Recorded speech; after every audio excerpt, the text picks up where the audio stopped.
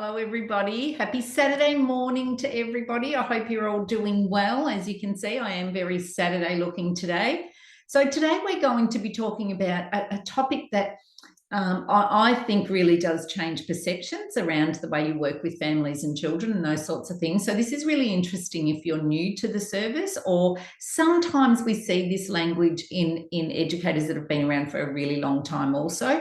And often we see this language when educators are disgruntled with families. So this is the type of language that we hear. So and the reason why, so we've seen this language and we've seen this perception since the dawn of time. I've always heard this ever since I started working in the sector, which has been over 35 years. And that is the terminology around, I treat these children like they're mine. They're like my own kids. I treat them like I would my own kids. So we often hear those kind of comments. And the reason why I've brought it together today, it's been one of those things that I've always addressed throughout all the learnings that I've ever done with educators and services, and trying to break down those barriers and perceptions and those sorts of things. But this week alone, I've done inductions of 3 brand new educators, all from different services, and they each said the same thing. So I really want to help address this terminology around, I treat them like my children. They're exactly like my kids. I do the same for them as what I do for my kids. And I get that. So I'm not trying to take away the level of respect and love that you have for the children in your care, but I'm going to highlight to you how that can influence your perceptions, and how, by hearing yourself say that kind of language, how it can be detrimental to you depending on the circumstances. And often, as I said, this is detrimental when we see some kind of disagreement or some kind of like an unshared understanding between family members and educators. So this is why I wanted to talk to you about this today. So they are not your kids. They are not your kids. They're just not. So let's have a look at why by using that terminology and that language, it can affect yourself and your own satisfaction. Okay, so first I'm going to tell you a little bit about me. So my name's Jodie Signorino. I've been in the early childhood education and care service sector for over 35 years. So I've worked with the children for a number of years. I went into management, went into leadership, and then I went into governance. And I've been in governance now for close to 16 years. I work with peak organisations such as ELA, Early Learning Associations, and Community Childcare Associations. So I work for, I do a number of projects and different things for different people. I do long day care, family day care, out of school hours care, but my specialty and my passion is absolutely family day care. I hold early childhood qualifications. I hold training and assessing qualifications, human services qualifications, and I'm part the way through my master's. So wish me luck on that one. All right, so I'm going to take this opportunity to acknowledge the traditional custodians of the land and pay my respects to elders past, present, and emerging on the land on which we all meet today, and you get to watch these videos and I get to present to you. I also will take this opportunity to remind you to subscribe to the YouTube channel. Make sure you turn the notifications on, because these videos will come up as the week progresses. So often this is in response to what I've gone through the week with educators or service providers or those sorts of things. Now, just remember, predominantly my work sits at that governance level. So this is all for educators, just to make sure that you've got access to free resources as much as you can, and hopefully this will make you reflect a little bit more and improve your professional practice at every step of the way. So that's the goal of the JPS YouTube channel. So today we are going to cover how your language does affect your perceptions of families, perceptions of yourself even. We're going to talk about educator versus parent and why they are two very different things. And we're going to talk about the effects of your terminology, your language, your perception when things do go wrong. Things do go wrong sometimes. It happens. It's part and parcel of what we do. Okay. So parents have a lifelong, now many of you are parents, and I think if you sat back and really reflected on this, you would be in agreement with that. So parents have lifelong goals for their child. It's not just that period of time that they may be in any kind of care arrangement. So number one, their perception is different. Number two, they raise their child within their family values, their family their cultural practices, their principles, all those sorts of things. So that is their child to raise within their community and their family. We know that there are different dynamics in families. So often I'll hear many educators say, they're so different when their parents walk in, or, we know that they're great at home, yet here they're not so great. We know they're great here, but at home we know they're not so great. That's because the dynamics are different across the two environments. So you will never replicate the same home environment that child has, because maybe they've only got one sibling, maybe they've got no siblings, yet when they come to you, they've got 2 or 3 children that they need to negotiate with and be with and wait turns for, all those sorts of things. So it's 2 very different dynamics that the children are being exposed to. As an educator, and because they're not your children, often we can deal with behaviours that parents may deal with very differently, because they are trying, maybe not dealing with behaviours from an educational perspective. Maybe that's the way that they were raised, all sorts of things. And our obligation is to make sure that children are exposed to an educational environment. So our role is to educate children, whether that's their self-regulation, whatever that is, whereas parents may have a very different approach to early childhood behaviours. And our responsibility as family daycare educators is to provide a developed educational program. You don't develop an educational program for your own child. We keep records on children. We don't keep developmental records on our own children. And we've got the regulations and the national standards and all those sorts of things that we need to meet. Now, although you may be meeting those with your children, that there is no legal obligation to do that, whereas there is a legal obligation to do that as an educator. So they're 2 very, very different things, being the parent and being the educator.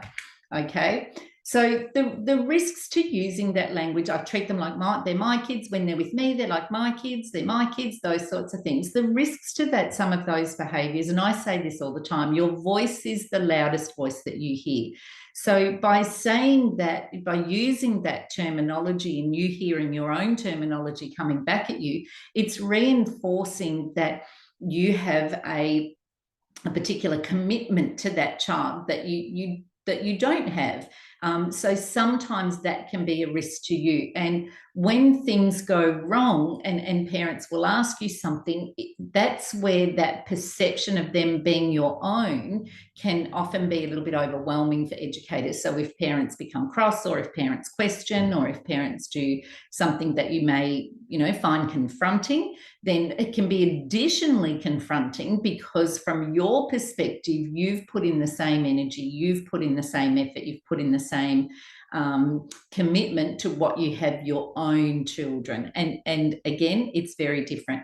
The other risk to that, to using that language too. So as a parent, if you said to me, I treat your child exactly the same way that I would treat my own children, the first thing I would think of as a parent, I would go, well, I'm the parent. I don't need another parent. I need an educator. That's why I'm using an education and care service to provide care for my child. I'm not using a substitute parent. And nobody is a substitute parent, in the sense that even if I'm the parent and my child goes to their grandmother, then the grandmother is the grandmother. That's not a substitute parent for those hours that parents are leaving their children. So there's a risk to sometimes offending families, and I, for one, am one of those families if I heard that once or twice with my own child when my child was in care, and I felt that really unsettling, because I'm the parent. So you've got to be very mindful about parent perceptions too around what you're saying, and that can have an influence on the relationship. Some parents may love that and understand what you're trying to say, because I do know what you're trying to say. You're just trying to say that you will care and protect as much as you would your own. I get what you're trying to say, but that's not the message that sometimes that terminology and that language can bring to families. The other thing is I often also see educators who, when they have worked with families for a while and they've established and built relationships and everything's going smoothly, and that family should make a decision to leave the service and go somewhere else or whatever that is, that educators can get quite upset about that. And I've been upset about families leaving my care because I've had really strong relationships with them also. So I understand that also. But at least by having that perception that it is a service that you're providing, these families will come and go, it is a business, then that emotional because it's not about an emotional attachment, but that professionalism that goes, but that puts those boundaries in place. That's why we sort of want to stop that kind of language, and that's for your own protection. That's for your own well-being. And just remember that you are providing a fee for service. So they're not like your kids, because your kids wouldn't be in that situation, so to speak. So just be really mindful about your language and what that language conjures up in your own head, what that language conjures up in your emotions, what that language conjures up potentially to families. So just be really mindful, and that's probably the principle behind today's training. What you want to go for when working with families is a genuine partnership, and that's around making decisions together. So you may have a baby that you don't feel, as a family daycare educator, they need their dummy anymore, whereas the family is just giving the child the dummy. So rather than saying, oh, I don't think that child needs a dummy, I wouldn't let my child have a dummy after 2 years old, then it's about having a partnership and saying to the family, every time your child's here, they leave their dummy, they don't really need it, I don't remind them of it, and they don't go looking for it. And the family might say, well, at home, they're still looking for their dummy. So it might not be the time to take that dummy away completely, because the child either uses that dummy over the two different environments differently, or you may have a different expectation on the child, because if you are coming at the children in your care as your children, then your parenting philosophy could be influencing your educator, your family daycare educator, your teaching philosophy. So that's why we also want to move away from that language, because I had certain expectations of my own child that I wouldn't impose on other children, because that was my child. So we had expectations within our family, we had expectations around a whole range of things. Whereas as an educator, I don't hold those expectations to other children like I would for my own child, because that was my culture, that was my home, that was my choice. Whereas as an educator, that was about educating children and supporting children and opening them up to different things and supporting the family and all those sorts of things. So it is two very different things. So we want to move towards a partnership and not so much like a friendly relationship with families. Now, when you say they are like your own children, and I love that people come from this. So this is why I don't want the commitment to your role, or the commitment to the children to change. That's not what this is about. This is about your professional practice, and this is about your professional terminology and your professional language. So we know that we all love and respect children. That's obviously why I do what I do, and this is why I've done it for 35 years. I will always work for the betterment of children, regardless of in which role, and I do take on a number of roles, but regardless of which role I'm in, that is always my ultimate goal, is to make sure that children and early childhood in itself is a sacred place, and that everybody gets that, and everybody understands that, and everybody understands the value of early learning, early childhood education, and all those sorts of things, that we can help families along the way, so that families have a better understanding of early childhood development. So I am very passionate and very committed to early childhood. So I don't want that. This is not about the love and the respect that you have for early childhood or for children in general, but it is about making sure that you keep those boundaries for yourself, for the families, and definitely for the children. So yeah, it is about your professional practice. Now, don't forget, and I say this all the time, and I've been saying this for a number of years, and I know that many people are catching up with me, so that's great news. You are a small business operator, and educators say all the time how they feel offended or confronted by families. And the purpose of today, as I've already said, is really about challenging those perceptions of yourself, is really about listening to your language and seeing how that might be perpetuating your perception, or maybe having a view of the relationship between yourself and your families that probably could become a little bit more professional in the professional space rather than that friendship relationship kind of space. So that really does help with your professional practice. Remember that as a business owner, you are providing, as I said, a service, but it also really helps to underpin everything that you do under the framework, but everything that you do with some customer service principles. And we know that there's a couple of customer service principles that really help with establishing relationships with families, maintaining relationships with families, and having the ability to manage any kind of situations that may come your way if a family member does or says something that makes you feel confronted or questions you, or those sorts of things, which is absolutely fine. We want families to be questioning why we do what we do. That's how we impart our knowledge to families also. And don't forget also, as a business owner, you are advocating for early childhood for everybody. So it's about the sector. It's much bigger than your own children. It's much bigger than the children in your care. This is about professional practice in the sector also. So when you're with your parent hat on, that's very different, and you know, you can do things and say things to your children that you couldn't do and say to the children in care. And I often say when I present with educators, I, as a mum, are very different as an educator. I use my intentional teaching principles with my child, and I often say to my child, thank you, mum, for my early childhood educational program, because it was an educational program as far as I was concerned, but I still treated my child differently to what I would other children, simply because she was mine. So I might let her get away with a few things. I've instilled certain values in her that's important to me, you know, around religion, around a whole range of things. I've instilled certain values in her. And our role is to also support and assist families to understand the importance of early childhood education. So if we want families to really embrace early childhood education and make sure that their child is exposed to educational experiences and environments and those sorts of things, then that's something that we as professionals are obligated to really support families understand early childhood development as we go. So again, with our own children, that's good for us to know, but we don't tell all of our friends, we don't tell everybody. So we're not obligated to share that information like we are in our professional space. So remember, it is your home, your business.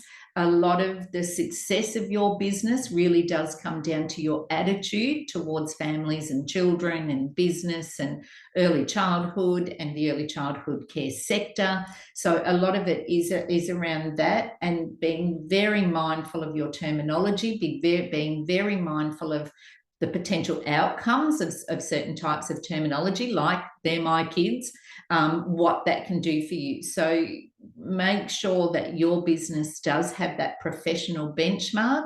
Make sure that you have got inclusive practices, because the other thing along with that, they're my children, then you're setting certain expectations that maybe the parents don't have, or maybe potentially the sector doesn't have. So this is about really reflecting on your language, reflecting on what those potential outcomes can be, and making sure that your professional practice is in line with the national quality standards. And it is a partnership and a customer service relationship. So it is,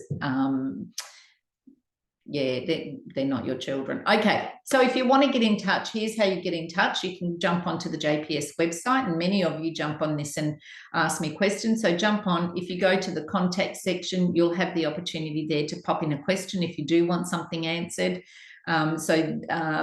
This one does come from a couple of, as I said, I've met with 3 educators this week that have all said the same thing.